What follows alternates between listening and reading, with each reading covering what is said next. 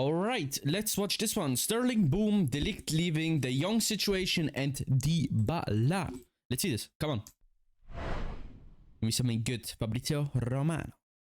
At the moment with Manchester United, just some agents talk, so they had some discussion because it's normal for a top player like DYBALA and his agents to discuss with many clubs around Europe, but still no bid for DYBALA. Hey guys, welcome back on the channel. Fabrizio Romano here as always with you to update on the transfer market, and we have many important stories coming up. Raheem Sterling, Matthijs de Ligt, an update on Frankie de Jong and Paulo DYBALA, so many things going on. Let's jump into it together.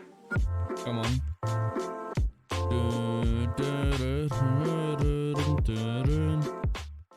And so guys, I want to start with a big news for Chelsea because it's here we go soon.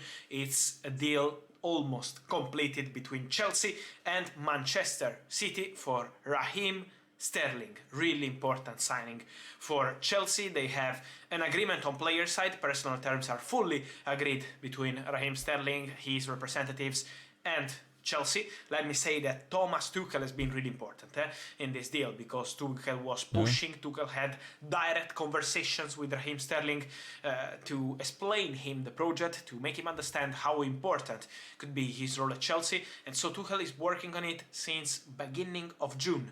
Tuchel wanted Raheem Sterling. Let me mention that the first contact between Chelsea and Sterling was right before the Champions League final. So imagine how the timing was for this Raheem Sterling deal, and now everything in place between Chelsea and Manchester City. They just need to complete the paperwork and then to sign everything as soon as possible to find the full agreement on every single detail on the payment terms, but they know that it's gonna be 45 million pounds plus add-ons, so same fee as Gabriel Jesus to Arsenal. In this case, for Raheem Sterling to Chelsea, he's gonna be one of the best paid players in the team, so it's a really huge move for Chelsea. Raheem Sterling is coming, and let's see what's next. We know that they are looking for a centre-back, so Thomas Tuchel will have new centre-backs. We will see what happens with Koundé, who's always been in the list. We will see what happens with Nathan Ake, because during the conversations for Sterling, Chelsea also had discussions with Manchester City for Nathan Ake,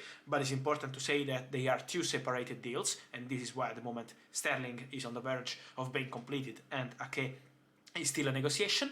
And then Matthijs de Ligt, because de Ligt is a player that is top of the list for Thomas Tuchel. Juventus sources say that at the moment they have still not received new proposals from Chelsea, but also from Bayern, because Bayern are in the race with Chelsea for Matthijs de Ligt. Both clubs want de Ligt. The player at the moment is waiting to understand what happens in the negotiations with Juventus, but the expectation internally at Juve is that Matthijs de Ligt will leave the club this summer, and so is Chelsea-Bayern battle for the Dutch centre-back. Let's see what happens, guys, but it's gonna be a really huge one because Tuchel loves him, but Bayern are obsessed with the Ligt since long time. In an interview, Mino Raiola, when he was still alive months ago, and we always remember Mino Raiola in a positive way because of what he did for many players, and I still remember when Mino Raiola mentioned back in December of Bayern being interested in Matthijs de Ligt long time ago, and so now could be the right moment for de Ligt with Bayern, but Chelsea are absolutely there. Chelsea are in contact with the agents of de Ligt, and so we will see what happens in these negotiations with Juventus. Let me say that Juve are not going to accept 60 or 65 million. They want way more than this. They want an important fee for de Ligt, not the world release clause 120 million euros, but they want an important fee. So 60 million, 55 million, as you can read around sometimes, is not the correct fee for Matthijs de Ligt transfer. Then, guys, I wanted to mention Paulo DYBALA, discussing of Juventus, because he left the club on a free transfer. Inter have always been interested in DYBALA, but they need to sell players if they want to sign DYBALA, because now they have Romelu Lukaku, and so this DYBALA deal depends on Edin Dzeko, on Joaquin Correa, on Alexis Sanchez to leave the club, and so at the moment the situation for DYBALA and Inter is in standby, and let's see if Inter will decide to proceed or not. At the moment with Manchester United, just some agents talk, so they had some discussion because it's normal for a top player like DYBALA and his agents to discuss with many clubs around Europe, but still no bid for DYBALA. So let's see what's next, because we know that free agents, many things can happen. And guys, DYBALA situation, we keep it open, but let's say that at the moment the real focus with Manchester United is to understand what they have to do with Cristiano Ronaldo, because Cristiano wants to leave, as we said many times here on the channel in many videos these weeks, but also Frankie de Jong.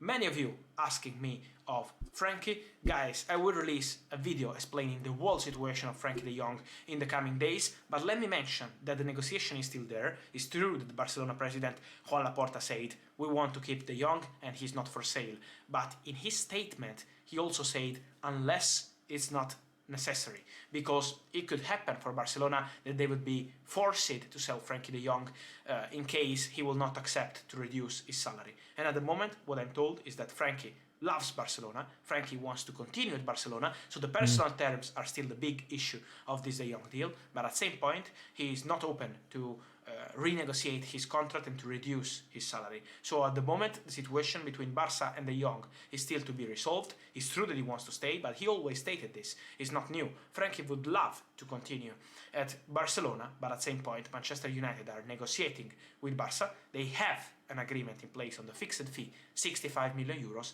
not yet on the add-ons structure, 20 million euros, and not yet with Frankie on the contract. So there is still some way to do, but the negotiation between Barca and Man United is not off, is still ongoing and has not collapsed. So let's see what happens on Frankie's side, the real important part of the story for Manchester United.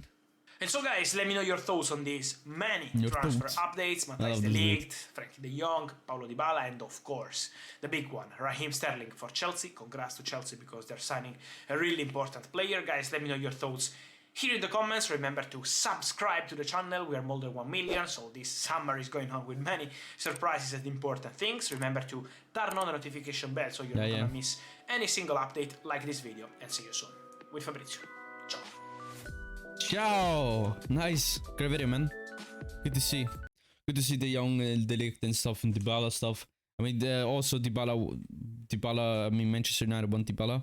But yeah, I mean, de Ligt, Chelsea, Bayern Munich, bro, de Ligt is mental how much deals he has. De Jong also, mate, I honestly think it's nothing gonna happen, honestly, with Manchester United and freaking de Jong, bro. It's taking so long. Literally already like nearly three weeks of literally saying stuff that he's probably gonna come. But yeah, good to see. I mean, yeah, deals are coming near. Sterling probably joining also Chelsea. It is mad to see what kind of things are coming here. But yeah, nice, good video.